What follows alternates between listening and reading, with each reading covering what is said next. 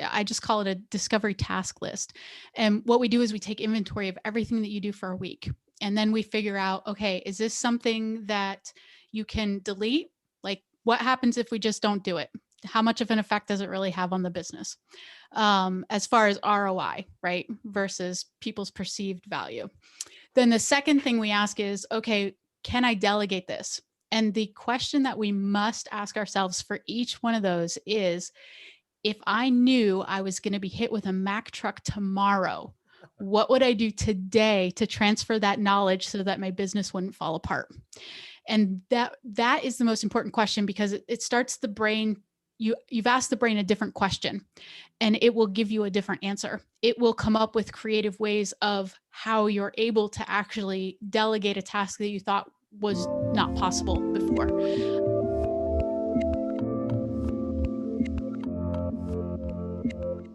Hey everyone, this is Devin Miller here with another episode of the Inventive Journey. I'm your host, Devin Miller, the serial entrepreneur that's grown several startups into 7-8-figure businesses, as well as the founder and CEO of Miller IP Law, where we help startups and small businesses with their patents and trademarks. You ever need help with yours? Just go to strategymeeting.com, and we're always here to help.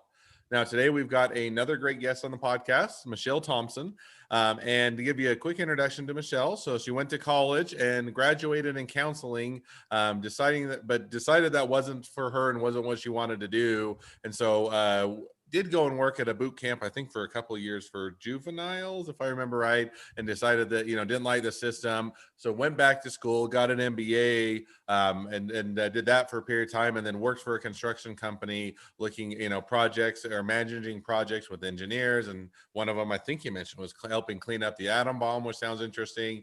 And then had, I think, a stroke and couldn't do that anymore. But out of that, kind of figured out how to learn to delegate in both in personal life as well as the business arena. And from that kind of started the business that you're at today and you're running. So with that much as an introduction, welcome on the podcast, Michelle. Hey, David, thank you so much for having me. I really appreciate it. It is so much fun to be here with you. Absolutely. Appreciate you coming on. So I gave a quick run through of a much higher level of your journey, but maybe take us back a bit back in time to when you're in college and kind of deciding what you did and also didn't want to do. Yeah, sure. So I really wanted to be able to help people. And so the easiest way that I knew that to do that was, to go be a counselor and spend my life helping people. And unfortunately, when I got through college and got my first job, it actually was at a boot camp for juvenile delinquents. And I became very disillusioned, not with the juvenile delinquents. they were supposed to be buttheads. That's why they were there, right? But I became very disillusioned with the system. They weren't necessarily focused on rehabilitation, but rather it was almost like a churning cycle where they ended up just making a whole lot of money off of it and not necessarily helping. And so that was challenging for me. And so I ended up going through burnout because I just wanted to take all the kids home. And so after about a year and a half, I left there and then eventually went back to school, got my MBA. Let me ask one quick question. So, because, that's something that people, often will hit in a career, and that is you'll hit burnout and you'll say, okay, I'm just tired of doing this. Doesn't excite me. It doesn't get me up in the morning. It's not what I want to do for the rest of my life type of a thing. So, as you're kind of, because you've already gone to college, you've got a degree, and, that takes a while, time and effort, money and expense. And you also got an employment. So how did you say, okay, while I've got this as an undergraduate degree and I've done this and I've got a job, this isn't for me and I'm going to go back and do something different? How did you kind of make that final decision or pull that trigger? Yeah, interestingly enough, you don't make a lot of money as a counselor. And so I actually went back to the job that I used to work myself through college. I worked at LensCrafters as an optician, and I already had my license as an optician for working for them for 4 years through college. So I was actually able to go work for them and make more money there than I did working as a counselor. And so that part wasn't so hard for me because it was easy to fill the paycheck. The hard part was, okay, I know I don't want to do retail hours for the rest of my life. What do I want to do? And it was actually a couple of years of trying to figure out what that was. And believe it or not, it was actually somebody who came and bought glasses from me. They were a repeat customer, and so we kind of got to know them. And he gave me a book called Rich Dad Poor Dad by Robert Kiyosaki. Hmm. Yeah, the one everybody knows, right? But at that point, Right. I had no clue. I mean, we didn't even talk about finances in my family. Like I had no clue.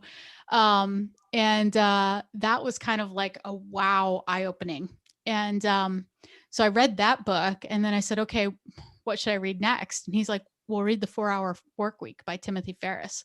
And I went, okay. So I did that and I went, oh my word. Okay, this is what I need to do. um, and so that's when I started going back to school to get my MBA. And so I actually dual majored in entrepreneurship and finance because I knew I wanted to do that, but I had no idea how to do it. And so that was kind of the road that led to that.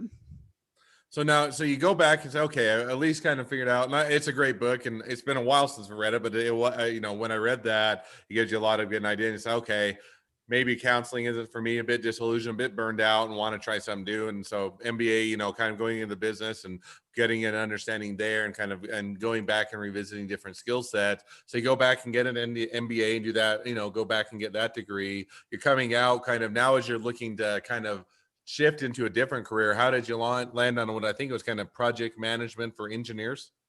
Yeah, so I worked for the project controls department for a large construction company, and honestly, it was my aunt worked for the company and she had been telling me for probably like 5 years, Michelle, you need to come work for us. Michelle, you need to come work for us. And I was like, no, I do not need to come work for you. But finally I was like, okay, all right, I'll listen. And I went and interviewed and I was like, okay, this is fun. I could do this. So Hmm. So now, so you get a job, and you know, good or kudos to your aunt, give you, you know, give you the push that you need or direction you need, and give you an or you know, kind of point you in that direction for that opportunity, and you do that for a period of time. And it sounds like, and not putting words in your mouth, but you enjoyed it. It was a good job, and it was going well up until you had the stroke. Is that about right? yeah, yeah. So I loved my job. And I still had like a little side hustle because I had that entrepreneurial bug. But it was the perfect job. I mean, all our coworkers, we all got along together. We had a lot of fun. So it really was, a great job. I had found, I don't want to say my niche because I still had the little side hustle, but I was happy there. It wasn't like, oh my gosh, I have to get out of this job. So No, and I've been in both jobs, and I love what I do now. And is you know, it's not one of those, oh, it's Monday. You know, it's always, oh, it's Monday. I got to catch up with about a million emails that I missed over the weekend. But it's a fun and enjoyable job. So you did that, and now you're saying, okay, things are going well, enjoying the job, and then the stroke comes along, and I think it made it so it was difficult to continue on with the job as you were doing it. Is that right? oh yeah. So my job at this company was to keep us under budget and on schedule. And so when you're working with billions of dollars, one of the things that's really important is math. And when I had the stroke, it was literally like somebody had just taken an eraser and just erased out of my brain how to do math. I literally went from MBA in finance to second grade education overnight. And I mean, it was gone. And so, needless to say, I was no longer qualified to do that job. So that was, I at that time, we really thought that I was coming back. We thought that I was gonna, just take 6 weeks, go get better, and come back. Well, at that time, we didn't realize it was a permanent condition. So So now you go through that, and that's got to be hard, first of all, and devastating, and you know, just feel bad, or you know, feel bad for you, and but you know, you still have to figure out how to move on, what you're going to do, and so as you're kind of going through all of that, you know, hey, first of all, I had to switch careers from undergraduate to graduate.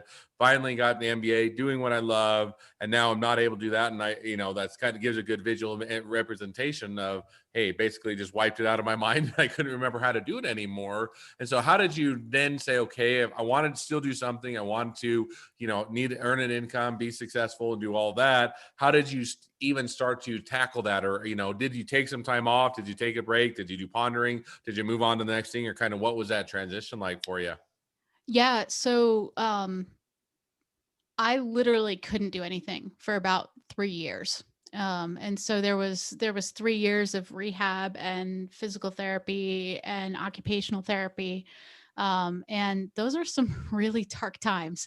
Um, Not fun. Don't want to go back there. But the silver lining on the very dark cloud is that they taught me one of the problems that I have is I can no longer remember things in a sequence. And the way that it's been explained to me is think of New York City, and there's a whole bunch of red lights, right? Mm-hmm. And there's all these taxi cabs going all over the place, right? And the only way that there's any sense of order is because there are red lights, yellow lights, and green lights, right? When I had the stroke, it attacked my brainstem, and it actually attacked my ability to have red lights and yellow lights. So everything is a green light. So everything is constantly crashing into each other. And so I forget it all the time. So it's not uncommon for me to forget to take my medicine in the morning, or leave a stove on, or leave the keys in the door. So I had to set up systems to be able to keep track of all that, just to be able to function. And I live in a very controlled environment now. And what happened was we got so good, they taught me, the occupational therapist taught me how to outsource my everyday tasks to software and to other people so well that that was when the MBA started kicking in. And I was like, man, if we can do this with Michelle, don't forget to brush your teeth. Why can't we do this with everything else in business, right? Because the whole world works on systems, right? And if it's just a system and we break down the system, then we could duplicate it. And that's actually how the idea was born for Awesome Outsourcing. And I told you I had a little side hustle. And one of the things that I was doing was I had a blog with affiliate links in it, right? And so I was providing value, teaching people how to outsource, and then using those affiliate links. Well, when the stroke happened, I couldn't write anymore. Still to this day, can't write. Hmm. And well, I shouldn't say can't. I can. It takes a very, very long time. So we'll put it that way.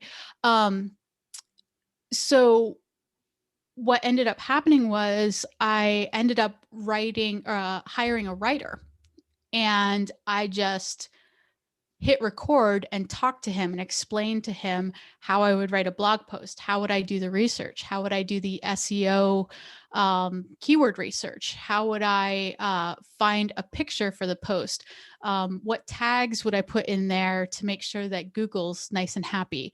All those fun things. So literally from start to finish, I just talked him through every single piece. And by the time I was done, I just took all those videos and I just made like a little outline, step by step. Okay, go do this. Okay, go do this. Okay, go do this. And it worked really well. Hmm. And we had some friends of mine who were kind of keeping an eye on it, and they're like, Michelle, you're kicking out like 3 times the amount of blog posts that you did before a stroke. How is that happening? And I said, well, it's because I'm not doing it. And they're like, what do you mean? I said, I hired somebody to do it. And th'ey're like, well, how'd you get him to write like you write? And I said, well, I recorded videos and showed him step by step. And they're like, holy crap, can you teach me how to do that? And I was like, sure, let's try it. And so we did. Long story short, worked out really well. And we ended up creating a course showing people how to do exactly what I taught these people how to do. And the feedback was, Michelle, this is amazing. We're really glad that you can outsource, but we don't want to do it. Can you just do it for us? And at first I was like, absolutely not, because I didn't want to be responsible. But after much not so gentle prying from people, I did actually open up an agency side. And so now we have the two sides. So we have the education side, and now we have the agency side where you can actually just hire us to get you a personal assistant and complete your tasks.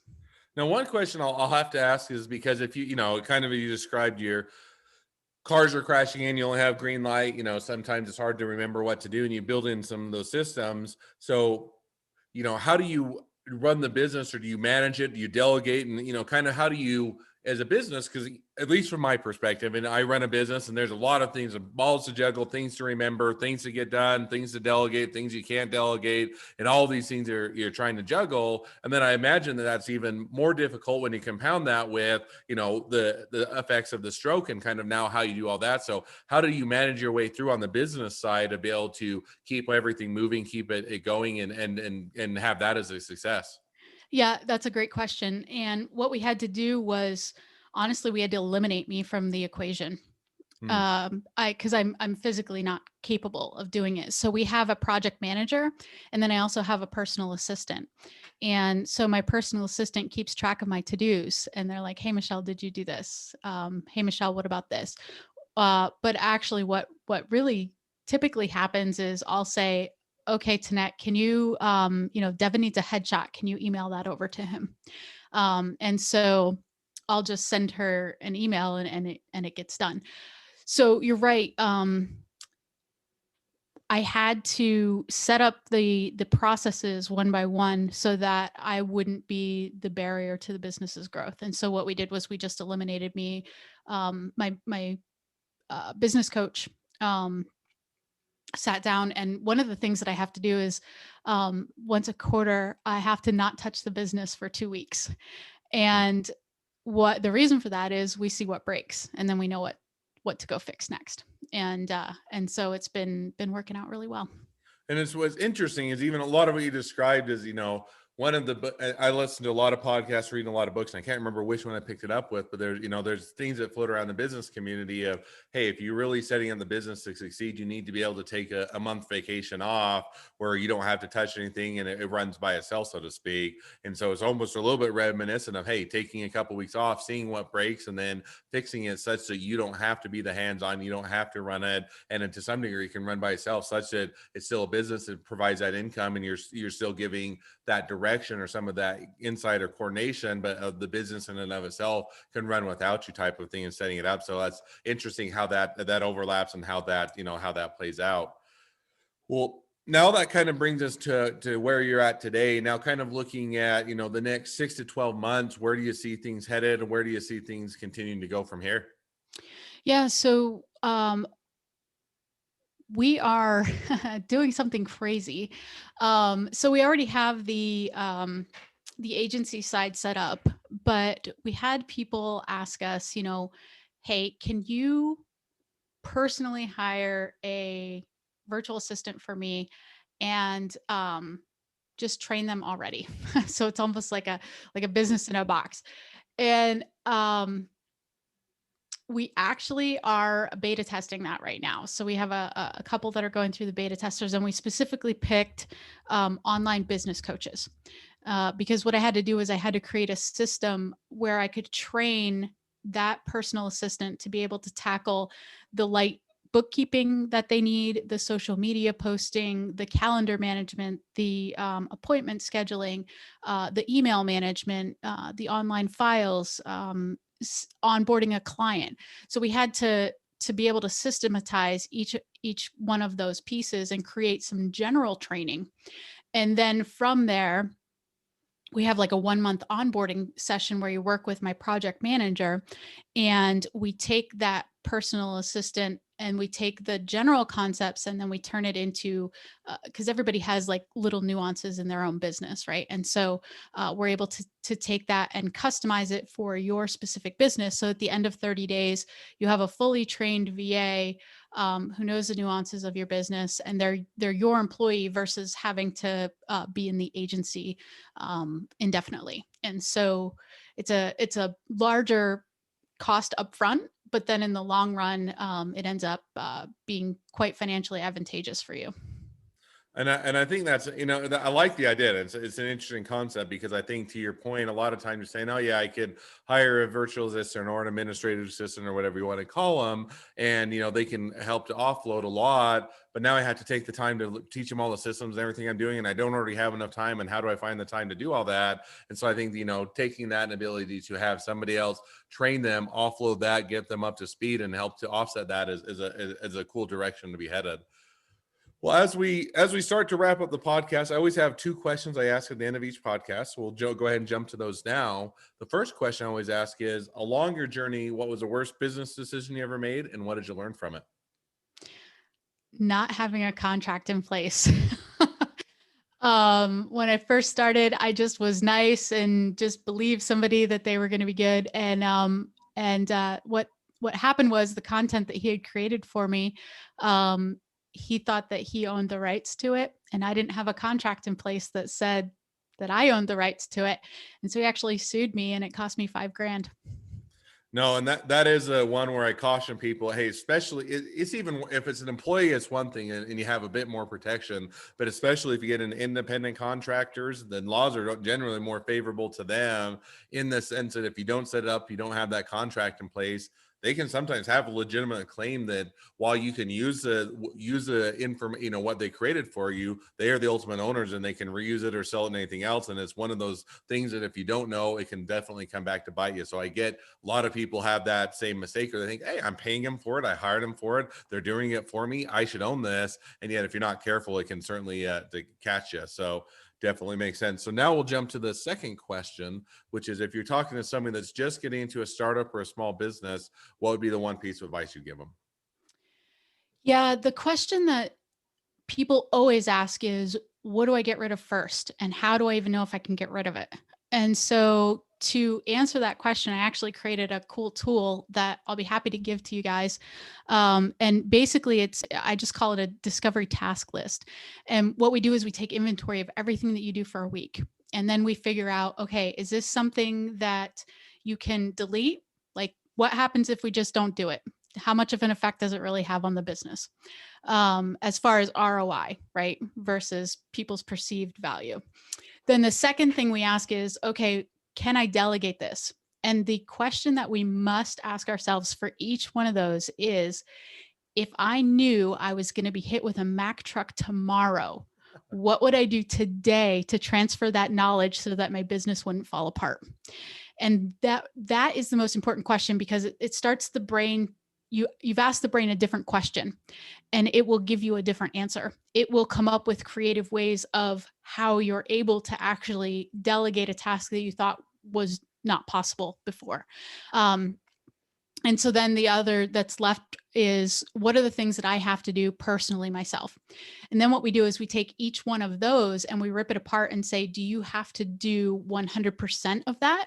Or can you just do the on-camera part? And then everything else in the background can be done by somebody else. And so I have just the spreadsheet, and then there's 3 little 5-minute videos that kind of shift your thinking. And that has been tremendously helpful for a lot of people that have come across it, and it's free. So please feel free to use it. Awesome. Well, I definitely think sounds like a great tool. And, that's one of the hard things is, you should delegate, but what do you delegate? How do you delegate it? How much do you delegate is always one, especially if you're a startup or small business, how you start to tackle that is always something that's of big concern, and it's always a difficult road to cross. So definitely is a great piece of advice, and appreciate the free tool. Well, and just as a reminder, before we wrap up, we do have the bonus question that we'll hit on a little bit of intellectual property after we wrap up with the normal episode. So if you want to stay tuned and hear a little bit more about intellectual property, certainly feel free to catch up on that question and listen for after the podcast episode. But as we wrap up the normal episode, if people want to reach out to, they want to be a client, they want to be a customer, they want to be an employee, they want to be an investor, they want to be your next best friend, any or all of the above, what's the best way to reach out or find out more? Yeah. So you can email me. It's Michelle, Michelle, at awesomeoutsourcing.com. So all one word, awesomeoutsourcing.com. And then if you want that tool, it's just awesomeoutsourcing.com/task-discovery-tool. I know I'm very creative. Awesome. Well, I definitely encourage everybody to both check out the tool and check out Michelle as well. Reach out to her if she can be of help as you're learning to delegate or anything else with your business. Definitely a great resource. Well, as we wrap up the podcast, again, thank you for coming on. Now, for those of you that are listeners, if you have your own journey to tell, we'd love to share it. Feel free to go to inventiveguest.com and apply to be on the podcast. Two more things as a listener. One, in your podcast player, make sure to click subscribe so you know when all of our awesome episodes come out. And two, leave us a review so new people can find out about the podcast as well. Last but not least, if you ever need help with patents, trademarks, or anything else with your business, feel free to go to strategymeeting.com, grab some time with us to chat. So with that, as we wrapped up the normal episode, this is always one of my favorite parts, is to talk a little about intellectual property and also to turn the tables a bit. Whereas before I get always asked the questions and you get to answer them. Now it's switched and you get to ask your top question, I get to answer. So with that, turn it over to you. What's your top intellectual property question? I think it would be, people, you put your stuff out in the world and you know that somebody's going to rip it off anyway. Doesn't matter. How do you protect yourself, and how much of it is actually worth paying attention to? Yeah, and there's a couple questions in there, so kudos to the compound question. Sorry. No, you're good. So I would say the first question is kind of, if I were to reiterate it, is kind of what is worthwhile to protect, or how do you protect it? Is it worthwhile to protect it, and kind of how do you get into that enforcement, or should you go into enforcement? So let's say you have, whether it's a patent or a trademark or copyright, you got something that's great. The question is first, if you get that, or assuming you get it, can you protect it, or how do you enforce it? And so that a lot of times I always step back and say, well, first, should you be enforcing it? In the sense that yes, you can, but there are options. You can everything from reach out to them and to let them know that they're infringing your intellectual property. Please stop, and that can be a phone call. If you want to go that way, you can go a cease and desist letter, or you can file a lawsuit and you can go or take them to court, or a few other strategies and tactics. But the question is, should you be spending your time and your efforts to enforce it? Because and how do you decide what strategy to take? And a lot of where I would go is to step back and say, is this something that's impactful to your business? Meaning, is it worthwhile? Is it investment in your time? Do you have an ROI to go out and enforce it? And if, as an example, if they're ripping off your brand, they're very close to your brand, and all of a sudden they have, they're competing with you, they're taking away clients, it's having an impact on your business. Okay, well then there probably is it worthwhile to go get them to stop, because they are now directly impacting your business. Same thing if you have a great product and all of a sudden they knock it off and reverse engineer it, and then they sell a similar product out there. Or now you're saying, okay, it's impeding our ability to grow, or it's impeding our ability to get new clients, or something to where it's being impactful to your business. Then you look and say, okay, then you say, what is that impact? Is it okay, $1,000 a year? Probably not worth it. If it's $10,000 a year, well, it's starting to get there. If it's $100,000 a year, absolutely. $1 million a year, absolutely. And so then you start to weigh and say, okay, what is this worth it? And then you say, what are my options? And you say, okay, cease and desist letter you can get. If you had an attorney do it, it's fairly inexpensive. If you reach out to them and give them a call, other than your time, it's not much. Now, if you get into a lawsuit, then it's going to be much more expensive, in the sense that then it's going to be on trademark lawsuits. You're at least in the tens of thousands, if not hundreds of thousands. Patent lawsuit, you're usually over $1 million if you go the whole way and don't settle. And so you say, okay, which option it fits with, which is that return on investment. If they're only damaging me or decreasing the business by 10,000, going and spending 100,000 on a court case probably doesn't make sense. Calling to them, or maybe a cease and desist letter, probably does make sense. So I'd start to weigh that out. But as far as whether you should go about getting it, is protect what's important to your business, and then get protection for what's important to your business, and then look at where are you going to get the investment, either because of dip in sales or because of other impacts on your business, and then figure out what strategy lines up with what that impact is on your business. Does that make sense? Yeah, that's hugely helpful. Just the dollar amounts of, which one to use for which situation is amazingly helpful. So, well, awesome. Well, it was fun to talk a little bit about intellectual property. It was a great question. With that, we'll go ahead and wrap up the podcast. Again, if you have any questions, Michelle, or any of the listeners ever have any more questions on intellectual property, go to strategymeeting.com and we can chat more about it. Otherwise, appreciate you coming on the podcast, Michelle. It's been fun. It's been a pleasure, and wish the next leg of your journey even better than the last.